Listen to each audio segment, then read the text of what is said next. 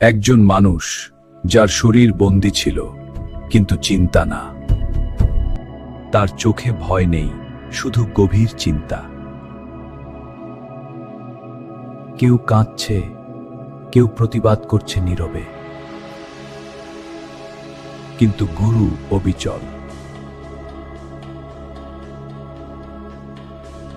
কারণ তিনি জানতেন সত্যের মূল্য দিতে হয়। একটি পাত্র রাখা হলো পাথরের টেবিলে, কিন্তু সিদ্ধান্তটা ছিল আগেই নেওয়া। শিষ্যদের চোখে ভয়, তার চোখে শান্তি। তিনি কাপের দিকে নয়, সত্যের দিকে তাকালেন। তিনি বললেন, আত্মা কখনো মরে না। দেহ ক্ষণস্থায়ী, জ্ঞান চিরন্তন। কারাগার ছোট, কিন্তু তার চিন্তা অসীম। একজন শিষ্য মাথা নত করল।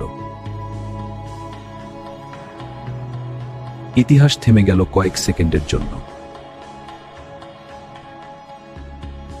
তিনি শান্তিতে বিষ পান করলেন, শিক্ষক যিনি চিরকাল অমর হয়ে গেলেন। অন্ধকার নেমে এলো, শিক্ষক চলে গেলেন, কিন্তু সত্য রইল। মানুষকে থামানো যায়, চিন্তাকে নয়। সক্রেটিস যিনি মরে গেলেও চিরকাল অমর হয়ে থাকলেন।